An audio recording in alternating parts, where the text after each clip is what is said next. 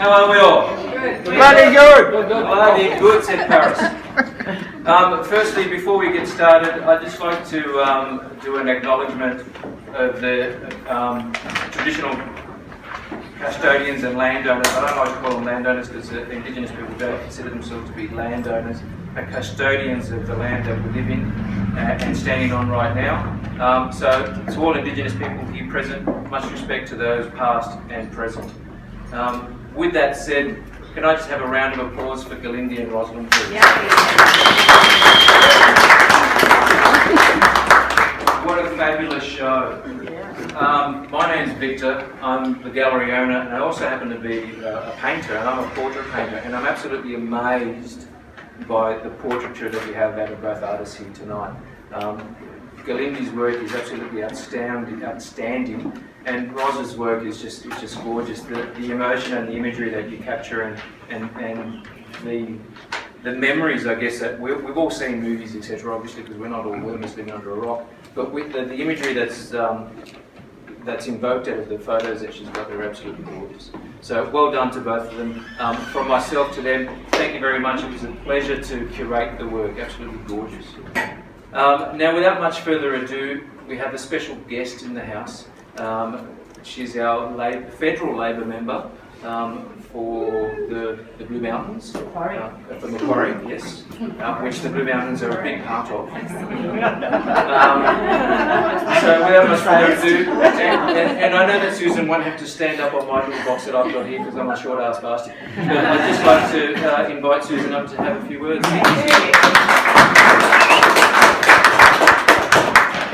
Thank you. It is wonderful to be here, and I'd like to pay respects to the traditional owners, the Darug and Gundungurran, and thank them for the care and custodianship of the land. That means we live in such an amazing and unspoilt place, and may it remain so.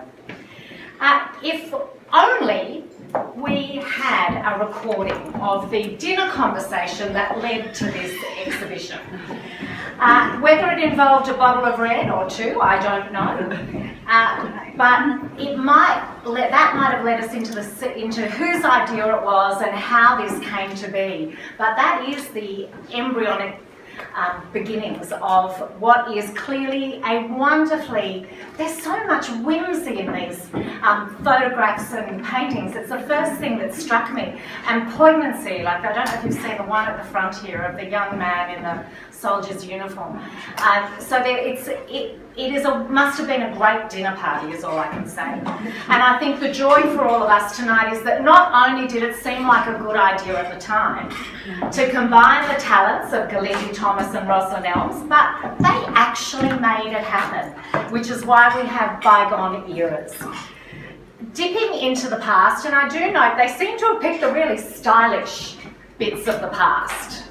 Not the 80s with the permed hair and the padded shoulders. I can't really see that one anywhere. And I think what it's allowed both artists to create is something that makes you want to stand and try and get to the story of the person that's in the portrait. I first saw Galindi's work only in fairly recent years and was surprised that I hadn't come across it sooner until I was told that she was a relatively new arrival on the painting scene. Clearly something in her marketing roles, her novelty and wedding cake decorations, her sketching and her life experience had all been building up to this point and really just waiting for a chance to burst out when she discovered painting. And I think it's very fitting that she has permanent works in various locations here in the mountains and has won a swathe of awards in the 8 years she's been painting. Yes, only 8 years as a painter. It's interesting that Rosalind's journey as an artist is different, but equally interrupted by family and the economic imperatives of life. Rosalind married after a year at Sydney College of the Arts at a 10 to 19, and in spite of some successes, got a bit sidetracked with 4 children and many house moves. Can't understand why. How hard can it be? and didn't really find her moment until 2011, when a digital SLR camera from her husband Richard inspired and galvanised her. And thank goodness for that. Her work immediately started selling, 5 large canvases being snapped up by a stylist in Sydney, and Rosalind won the best small exhibit at the 2012 Art Expo in Sydney. Now has her own private boutique here in the mountains at Falconbridge, which is open next weekend, by the way, as part of the Blue Mountains Artist Trail, something you should all be planning on doing. Rosalind says she's privileged to be able to share in the exhibition with an artist like Galindi, but I think in fact you'll agree that we are the privileged ones. And I'd like you to join me in congratulating them both for the wonderful collaboration. They fit so well together, and wish them, raise your glasses and wish them every chance of success as I declare this exhibition open.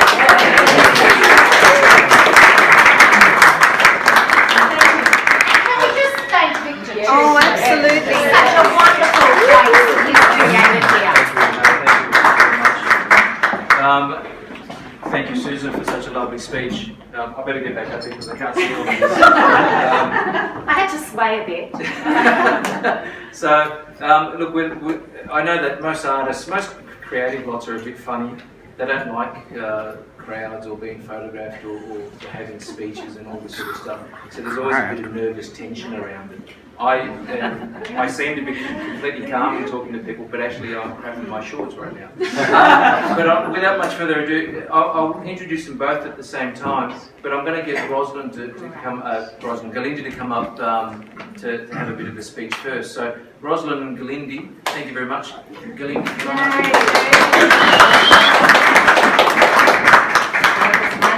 See so many woman-friendly faces. You need the. Sorry about that. Get up on this. Thank you so much for coming. It's wonderful to see you all, and I really appreciate you taking the time off the weekend. Sue, thank you. I really appreciate you coming here today. It's taking us time away from Bill Shaw. This is a pleasure. And congratulations on your election. By way of thanking you, I'd just like to give you. Oh, you should be getting the flowers. For your troubles. Oh, thank you. Oh, that's so sweet. Our collector. Thank you.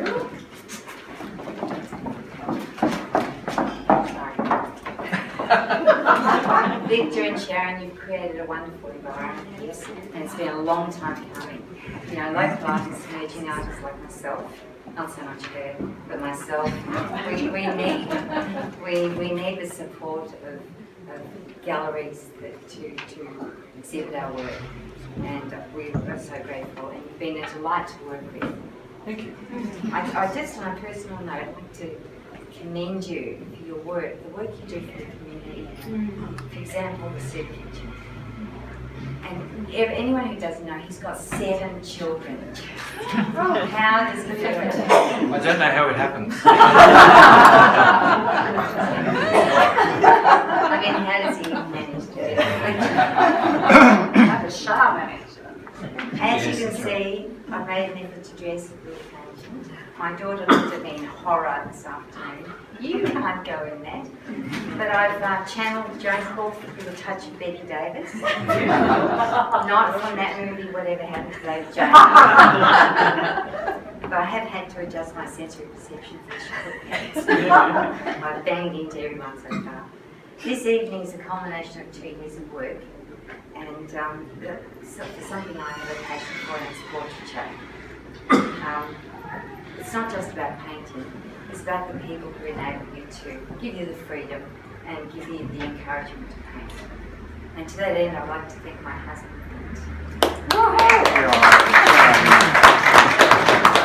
He basically pushed me into this. He's encouraged me, I should say, to exhibit my work, and he's allowed me the freedom while he's gone to snooker on a Sunday to paint. I'd like to especially thank him for last Sunday. He he took the day off snooker, and Jeff Hall knows this, to help me pack up the paintings and deliver them. Now if I could just put this in perspective, stop smiling. The last time I was woken up at 2 o'clock in the morning to take them to the hospital for kidney stones, he's writhing in pain. He maybe run 2 red lights to Katoomba Hospital. His head's spinning, his eyes are rolling in the back of his head. His colours between crimson and purple. And he stops and he says to me, "Do you think I'd be able to get out of here for snooker today?" That's how important it was. Anyway, it's a rare thing to find someone who's simpatico. Maya Roslin, she's been a source of great strength. She's a great collaborator, and she's encouraged me throughout the years with my painting. And I keep sending her these little images, saying, "What do you think? What do you think?" And she always says they're magnificent, so I doubted her. They are. But she has been a great force and a great comfort and a great friend. She's Oh, we drank a lot of Carney together. no, you drank, I watched. She's a great source of strength. She's a true believer, and she's a great friend to have. Ros and I conceived of this idea of a dinner at her place. She drank, I drank. I sipped. And came up with this concept. And we thought it was a great idea at the time. And then as we were driving, I was driving home with Anton, and I was thinking, what have I got myself in for? And I'm sure she thought the same, because traditionally Ros is not so much into portraiture. But over the years, I've found it's been, for 2 years I've been painting these, it's been really delightful painting them, and it's actually set me back into the past. And I've really enjoyed, to bring to light some of these characters. It's important to look to the past and to learn from the past, and to bring those things that worked well into the future, and then to diss those that didn't. We do, however, tend to glamorise the past, but there are a few things I would like to bring back.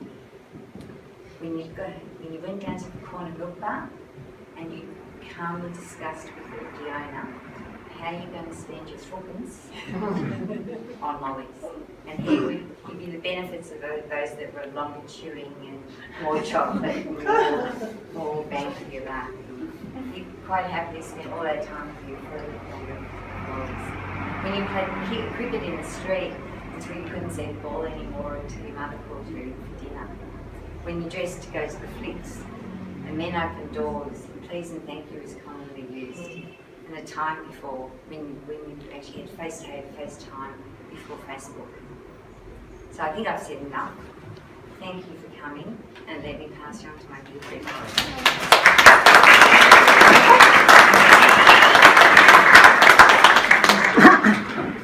Alright, I'm going to be up there too. All my stilts. Now I'm an artist, so I'm going to read it. So I hope that's okay with you. We're very, very grateful to Victor and Sharon and to the team for this wonderful, the way that the exhibitions come together and the way that you've hung everything, and it's just great. It's surpassed our expectations. Thank you so much, Victor. Thank you to Susan. Thank you for the wonderful words. It's so special. Thank you so much. And I think to our husbands, Ben and Richard, for your undying support. It's been fantastic. So, and we just thank you, our friends, our family, for coming and supporting us. We're just so grateful. Thank you so much. And with that, I'll just start my little speech. So that great artist and thinker, Pooh Bear, once said, when you're a bear of very little brain and you think of things, you sometimes find that a thing which seemed very thingish at the time, inside you is quite different when it gets out into the open and has other people looking at it. Yeah. Well, Galindy and I, we certainly thought things just like Pooh Bear did. Things about people and portraits, things about bygone eras and art, of memories and stories and tales of the glories of the 20s and 30s and 40s, and then about other eras as well. We became particularly thoughtful after a glass or two or three of Chardonnay. Galindi suggested, how about we do an exhibition of portraits of the past?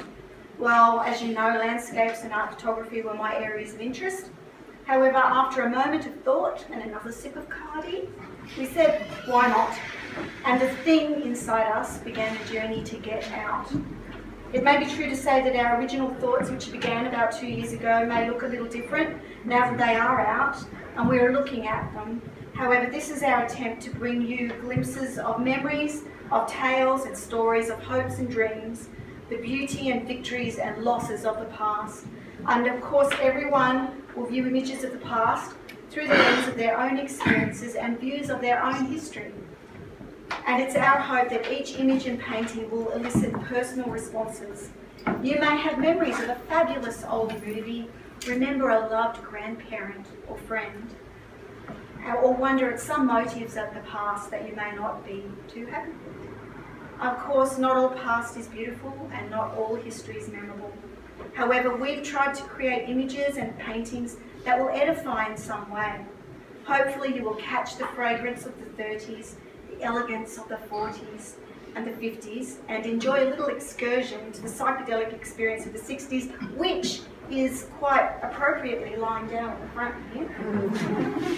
And there are a few stories also thrown in.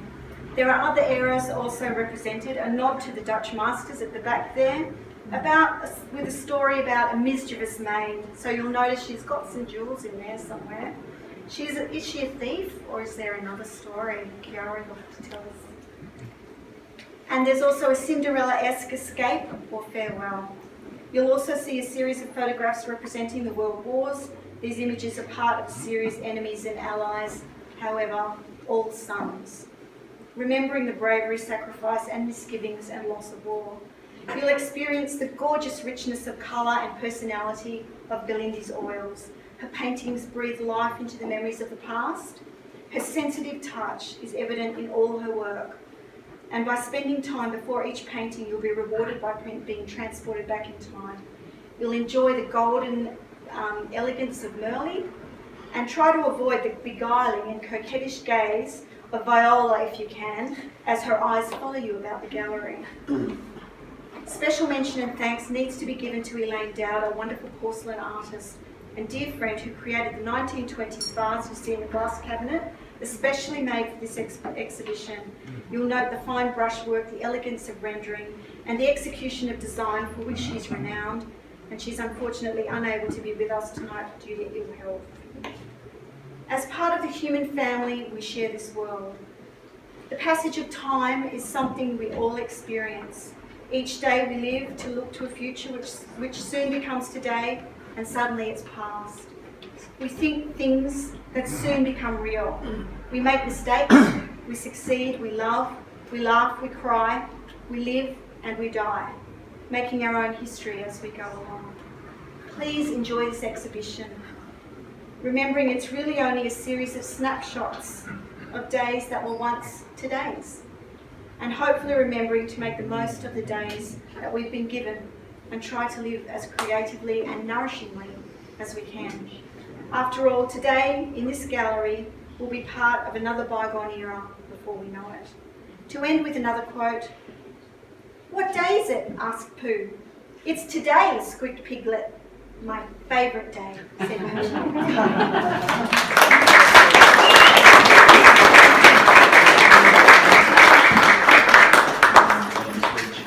And who doesn't love Pooh Bear? No one will admit it. To Rosalind and